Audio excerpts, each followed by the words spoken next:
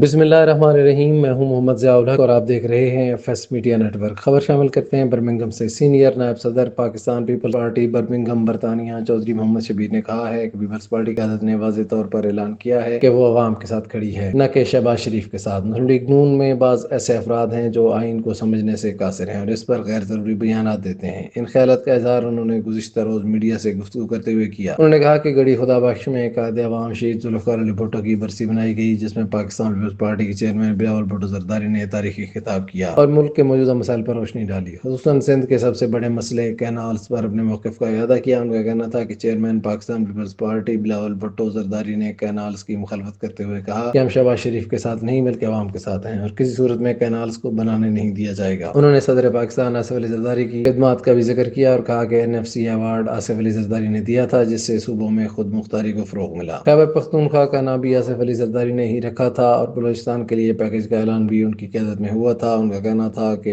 Chairman Pakistan Peoples Party Bilawal Bhutto Zardari نے گڑھی خدا بخش کے جلسے میں کہا کہ تمام صوبوں کو ایک ہونا چاہیے اور کینالز کے مسئلے کو پیپلز پارٹی نے سب سے پہلے اٹھایا۔ انہوں نے اعلان کیا کہ 18 اپریل کو کینالز اور دہشت گردی کے مسئلے پر حیدرآباد میں ایک تاریخی جلسہ منعقد کیا جائے گا، جس میں پیپلز پارٹی کا موقف مزید واضح کیا جائے گا۔ انہوں نے سندھ کے عوام کا ذکر کرتے ہوئے کہا کہ پیپلز پارٹی اپنے لوگوں کے حقوق کے لیے ہر ممکن کوشش کر رہی ہے اور سندھ کے مفاد میں کسی قسم کا سودا نہیں کرے گی۔ انہوں نے کہا کہ پیپلز پارٹی نے ہمیشہ پاکستان کو مضبوط کرنے کی کوشش کی اور وزیر اعظم سے اپیل کی کہ وہ پاکستان کو مزید مستحکم بنائیں اور کینالز کے مسئلے پر واضح اعلان کریں۔ انہوں نے اس عزم کا ارادہ کیا کہ پیپلز پارٹی کینالز پر کسی بھی سمجھوتے کے حق میں نہیں ہے اور وہ ہر فورم پر اس مسئلے پر آواز اٹھاتی رہے گی۔ سبسکرائب کیجیے F S media network اور دیکھتے رہیے تازہ ترین تبصرے اور خبریں۔